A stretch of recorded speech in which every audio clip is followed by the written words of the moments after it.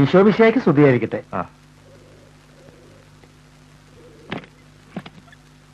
മത്തായിച്ചനല്ലേ ഇവിടെ? അയ്യോ ഉണ്ടേ.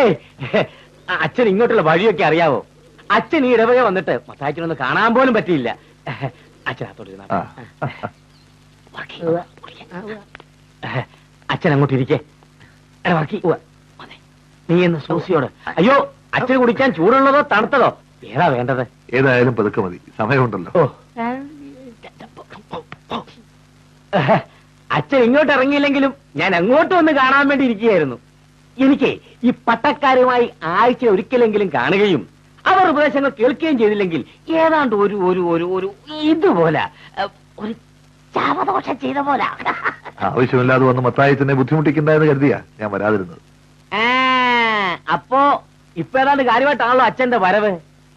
അയ്യോ, അച്ഛൻ മടിക്കണ്ട, പറഞ്ഞോ. അച്ഛോ, ചെവലിയാർ പോത്തച്ഛന്റെ മൂത്ത മകനാണ് ഞാൻ. ആ അപ്പന്റെ അതേ സ്വഭാവം എനിക്കും. പള്ളിയുടെയും പട്ടക്കാരനെയും കാര്യം കഴിഞ്ഞിട്ട് ഈ മത്തായിച്ചിന് വേറെ കാര്യമുള്ളൂ. അല്ല, അപ്പന്റെ ഈ ഒരു നല്ല ഗുണം എനിക്ക് മാത്രമേ കിട്ടിയിട്ടുള്ളൂ. കൊണ്ടുപാടി. അച്ഛോ, ഇതെന്റെ മോളല്ല, ഭാര്യ. എനിക്കറിയാം.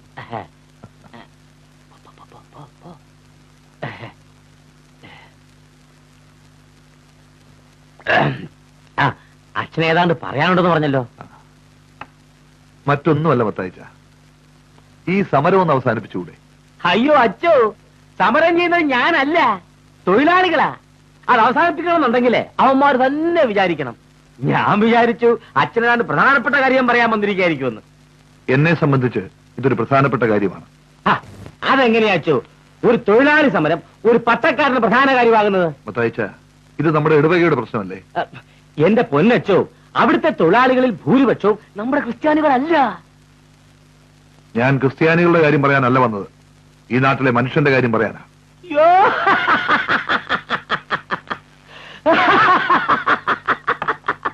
എന്റെ അയ്യോ,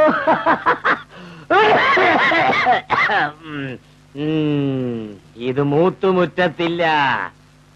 ഇങ്ങനെ പോയാൽ അച്ഛൻ അധിക നാൾ ഇടവക ഭരിക്കുമെന്ന് തോന്നുന്നില്ല. അച്ഛോ, അവിടെ കമ്മ്യൂണിസ്റ്റ് യൂണിയനാ ഭരിക്കുന്നത്. അച്ഛൻ കമ്മ്യൂണിസ്റ്റുകാരുടെ ദൂതനാണോ? ഞാൻ ക്രിസ്തുവിന്റെ ദൂതനാണ്. അച്ഛോ, ഈ സമരം എന്നൊക്കെ പറയുന്നതേ ഭൗതിക കാര്യങ്ങളാണ്. അച്ഛൻ ആത്മാവിന്റെ ലൈൻ നോക്ക്, അതാണ് ഒരു പട്ടക്കാരന്റെ കടമ. ഭൗതികമായ പ്രശ്നങ്ങൾക്ക് പരിഹാരം കാണാതെ ആത്മീയ പാത തെളിയിക്കാനാവില്ല മത്തായിച്ച. തൊഴിലാളി കുടുംബങ്ങൾ പട്ടിണിയിൽ പൊരിയുകയാണ്. വിശപ്പ് സഹിക്കാതെ വരുമ്പോൾ അവർ ആത്മാവിനെയും ദൈവത്തിനെയും മറക്കും. അവരുടെ കൂട്ടത്തിൽ ചിലർ സ്വന്തം ശരീരം വില പറഞ്ഞ വിറ്റ യുവതികളുണ്ട്. മറ്റുള്ളവരുടെ മുതലുകൾ അപഹരിച്ചവരുണ്ട്.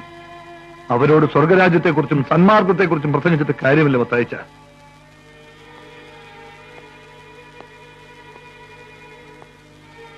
ഈ ഇടവകയിലെ ഇടയൻ എന്ന നിലയ്ക്ക് അവരെ രക്ഷിക്കേണ്ട ചുമതല എനിക്കുണ്ട്. അവന്മാരുടെ നേതാവിനെ കവച്ചു വെട്ടി. ഇതിനൊന്നും ഞാനില്ലച്ചോ. ഈ മത്തായച്ചൻ ഇവിടെ എവിടെയെങ്കിലും ഒന്ന് ഒതുങ്ങി ജീവിച്ചോട്ടെ.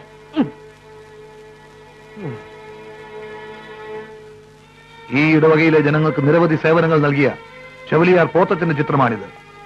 മാർപ്പാപ്പ തിരുമേനി അനുഗ്രഹിച്ചു നൽകിയ ബഹുമതി. എനിക്കും ബഹുമാനമുണ്ട്. ആ പോത്തച്ഛന്റെ മകനാണ് മത്തായിച്ചനെന്ന് ഞാൻ വിശ്വസിക്കുന്നു. മത്തായിച്ചൻ നല്ലതുപോലെ ചിന്തിക്ക്. ഞാൻ ഇനിയും വരും.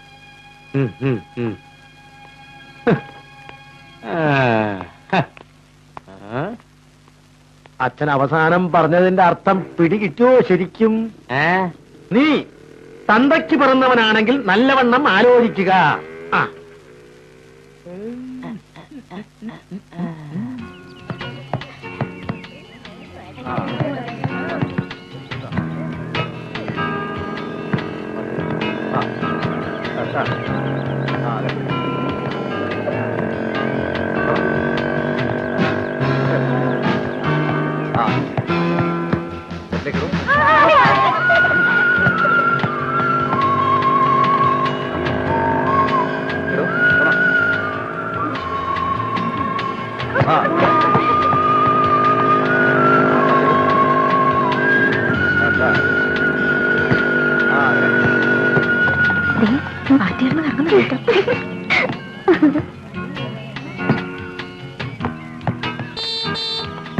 ചെല്ലടി. ഓ. ഇത് വേറാണ് കേട്ടോ ജോർജോട്ടി. അവരെന്നെ കളിയാക്കി കൊല്ലുക. ഇതൊക്കെ അല്ലേടോ അതിന്റെയൊക്കെ ഒരു രസം. എനിക്ക് ഈ രസം വേണ്ട. അല്ലേലും താനൊരു അരസിയ ചെറുപ്പമെന്ന് പറഞ്ഞിട്ട് എന്താ കാര്യം? മനസ്സ് വയസ്സായി പോയി. എന്നാ പിന്നെ വയസ്സാകാത്തതിനെ കണ്ടുപിടിക്കാൻ പാടില്ലേ? ആ, അന്വേഷിക്കുന്നുണ്ട്. കിട്ടിയാ പറയണേ. ഓ, അത് സാരമില്ല. ഒന്നിലധികമായാലും കുഴപ്പമൊന്നുമില്ലല്ലോ. ഓ, വലിയ പണക്കാരനാണല്ലോ അല്ലേ? എത്ര എണ്ണം ഉണ്ടെങ്കിലും ചെലവിന് കൊടുക്കാൻ കാശുണ്ടല്ലോ. ഓ, എപ്പ കണ്ടാലും പിണങ്ങാതെ പിരിയാൻ തനിക്ക് പറ്റില്ല അല്ലേ? താനൊരു ശരിയുള്ളൂ കേസ്. അത് ഇപ്പോഴാണോ അറിയുന്നേ? ഞാൻ സഖാവ് അയ്യപ്പന്റെ മോളാ. ക്ഷമിക്കണം സഖാവേ, അടിയന് മാപ്പ് തരണം. തൽക്കാലം ക്ഷമിച്ചിരിക്കുന്നു. Thank you. പക്ഷെ സാർ ഈ വിസിലടിച്ച് പുറകെ നടക്കുന്നത് ഒന്ന് നിർത്തണം. അടിയൻ.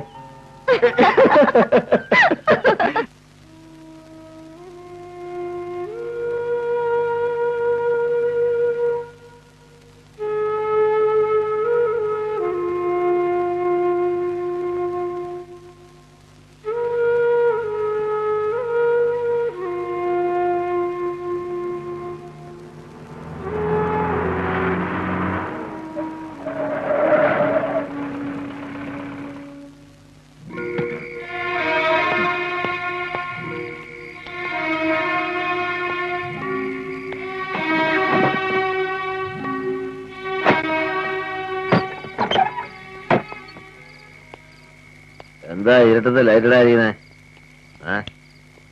കാത്തിരുന്നും മുഷിഞ്ഞു അല്ലേ? മുഷിഞ്ഞതല്ല, കാണാതായപ്പോ എനിക്ക് പേടിയായി. എന്തിനാ പേടിക്കുന്നേ? നിന്നെ പിടിക്കാൻ ഇവിടെ ഒരാളും വരത്തില്ല. കൊലപ്പുള്ളിയായ കുഞ്ഞച്ചന്റെ വീടായത്. ഇവിടെ കയറി വരുന്നവരെ കാല് വിറയ്ക്കും. 1000 അൽസേഷൻ നായയുടെ പവറാ ഒരു കൊലപ്പുള്ളിക്ക്.